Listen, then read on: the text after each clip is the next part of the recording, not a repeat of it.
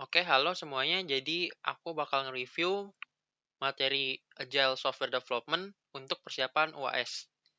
Nah, ini aku ada Notion dari teman aku, Nelson Gabriel. Ini ada dia ngerangkum materi dari sesi 8 sampai 12. Dan ini harusnya udah sesuai kisi-kisi karena kalau dari kisi-kisi dosen aku, dikasihnya dari planning sampai retrospektif. Ini itu sesi 8 sampai 12. Nah, ini bisa dibaca-baca. Nah, untuk video ini aku bakal ngerangkum dari PPT. Aku bakal nge-review dari PPT. Nah, jadi yang pertama itu ada planning. Nah, untuk prinsip dari Scrum Planning, yang pertama itu Scrum itu nggak bisa di-planning semuanya di depan. Nah, jeleknya Scrum itu sulit untuk memprediksi cost. Jadi biasanya di awal itu dinaikin 10% dari total. Nah, kemudian untuk upfront planning itu boleh, tapi difokusin ke sprint 1 dan 2, atau sprint yang awal-awal. Nah, kelemahan dari upfront planning ini bisa sulit untuk memprediksi waktu sama integrasi codingnya.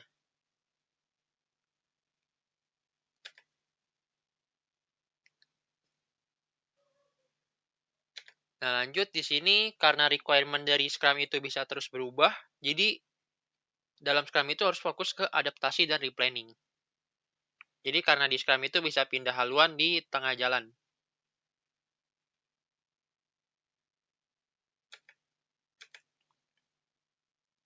Jadi kalau waterfall itu kan kalau aplikasinya nggak besar atau aplikasinya besar tapi requirement sudah jelas. Sedangkan kalau selama pas wawancara, user masih belum kebayang mau bikin apa, itu pakainya Scrum. Jadi kalau Scrum itu gali fitur di depan tapi nggak perlu detail.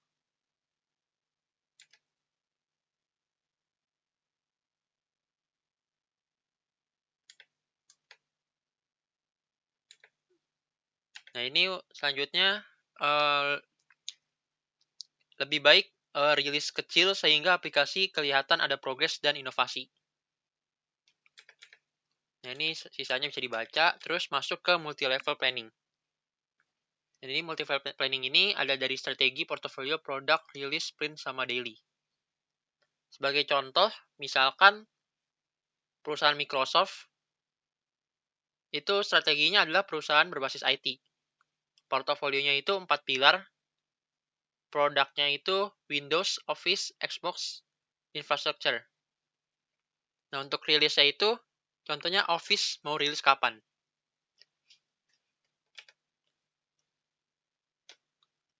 Contohnya lagi misalkan universitas.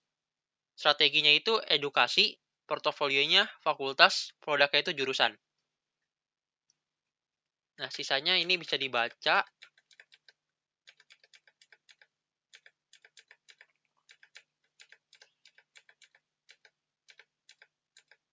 Nah, masuk ke perbedaan fixed date dan fixed scope. Jadi kalau waktu hitung velocity itu ada yang terbaik, ada yang terburuk. Nah, yang terbaik itu yang paling cepat. Nah, kalau yang terbaik itu artinya may have, sedangkan kalau velocity terburuk itu will have. Lanjut, masuk ke slide selanjutnya, ke sprint planning.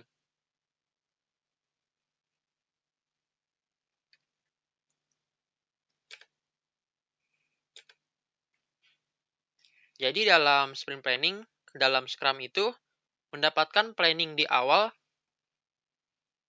mendapatkan planning semua di awal merupakan sesuatu yang tidak di-expect oleh tim Scrum, tapi di-expect sama tim tradisional.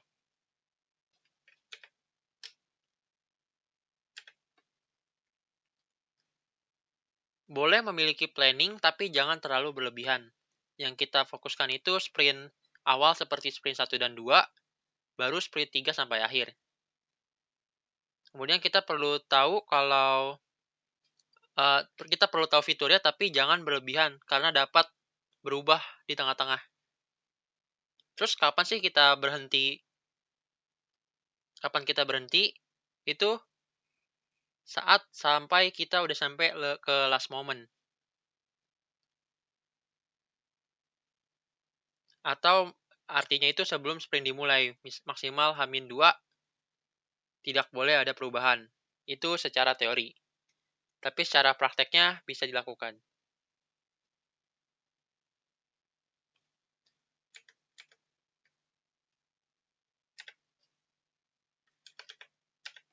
Secara sprint execution tidak boleh diganggu, namun pas praktek itu,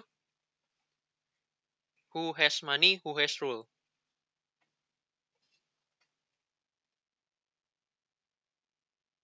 Kemudian dalam Scrum itu, file, codingan, hasil grooming, semua itu di-manage dengan baik.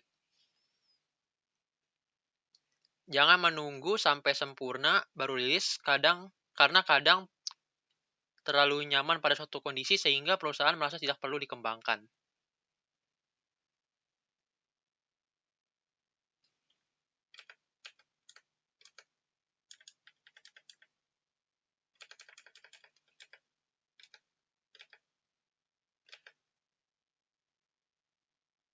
Nah, jadi kalau di Scrum itu di bagian grooming itu kan mainnya poker, tapi kalau di sprint planning itu di validasi. Untuk proses validasinya, Scrum Master pertama input poin, kemudian divalidasi oleh tim. Jadi kasih lihat produk belok item atau PBI yang sudah diprioritaskan dan story point. Kemudian tim dikasih daftar apakah tim bisa kerjain.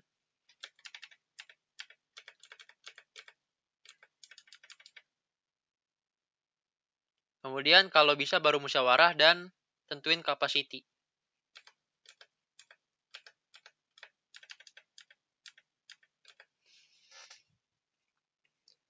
Untuk menentukan capacity ini harusnya menentukan apakah seseorang tersebut yakin bisa mengerjakan hal tersebut.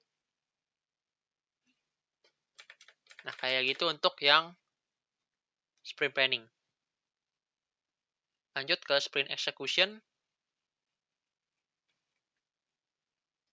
Nah, dalam sprint execution,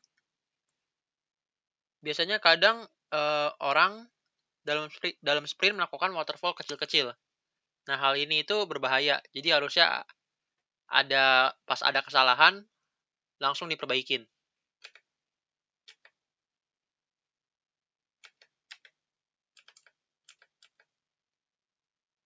Nah, harusnya pas coding itu sambil melakukan testing. Testing ini bisa black box, white box, alpha, beta, dan lain-lain. Kemudian bisa melakukan refactoring kalau masih banyak waktu. Lalu yang ketiga ini, desain diperbaiki menjadi simple. Yang keempat ada pair programming. Pair programming ini codingnya bergantian atau lempar-lemparan fitur. Kemudian yang kelima, continuous integration ini setiap habis coding diintegrasi. Bisa pakai Git atau yang lainnya. Selanjutnya harus ada coding standar dan asumsi. Nah, itu untuk sprint execution. Lanjut ke sprint review.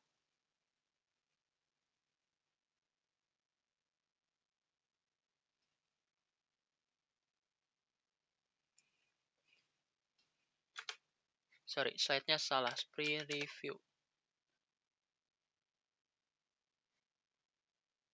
Oh iya, ini namanya aja yang salah.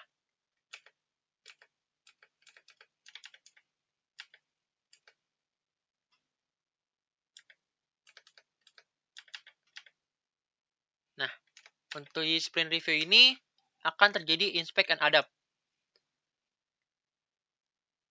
Fungsinya itu ingin mendapatkan masukan dan menyetujui perubahan yang ada. Sprint review ini kesempatan product owner atau scrum master untuk approach stakeholder untuk menambahkan fitur. Jadi tujuannya itu untuk menambahkan biaya.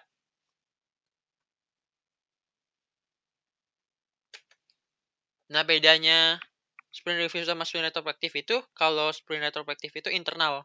Tidak bisa bicara fitur, tetapi bicara proses. Contohnya, pas kerjain projectnya, listrik sering mati.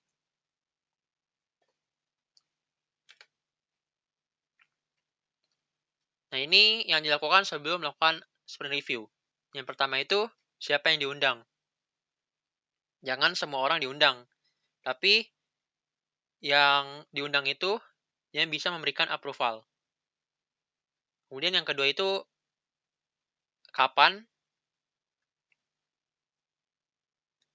lalu yang ketiga itu menentukan kapan suatu produk dikatakan dan yang keempat itu menentukan siapa melakukan apa.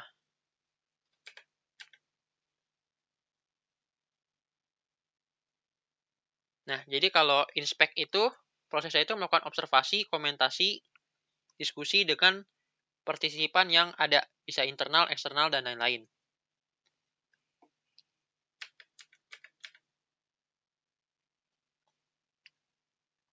Lalu yang bukan Scrum Team akan melakukan tanya jawab. Kemudian masukan dari stakeholder dianggap sebagai apresiasi.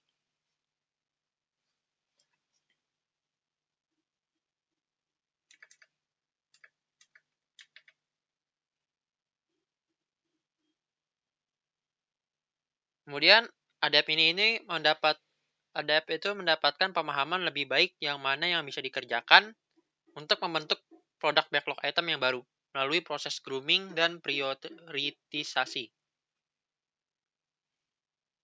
Kemudian kalau sprint terakhir bikin sprint baru atau pakai namanya sprint cover atau waktu jeda, yaitu waktu yang disimpan untuk technical debt.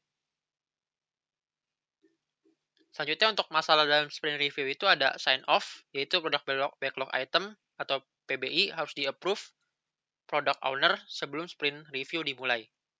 Kemudian ada juga sporadic attendance, yaitu stakeholder yang jarang hadir, sehingga sprint review-nya mengganggu atau dianggap selesai.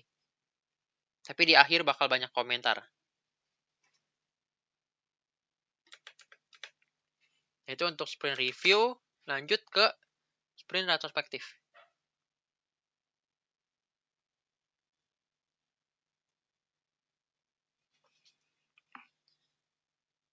Nah, untuk sprint retrospektif ini adalah proses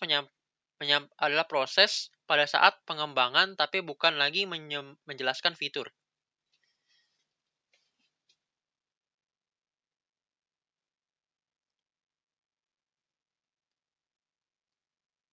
Pada sprint retrospektif ini juga terjadi inspect and adapt dan internal team kadang bisa tidak hadir.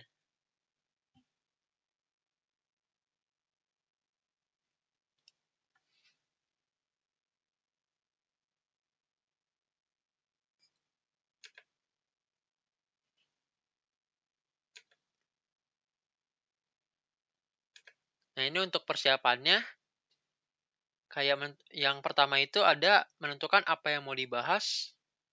Contohnya sering mati lampu, lembur, dan lain-lain. Kemudian untuk persiapannya itu yang kedua adalah harus terstruktur.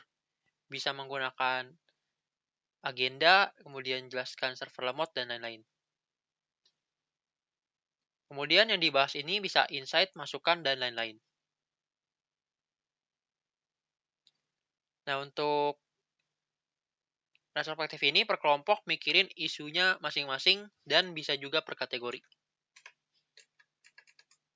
Nah, paling kayak gitu aja untuk review singkat materi Agile. Sekian dari aku, terima kasih yang udah nonton.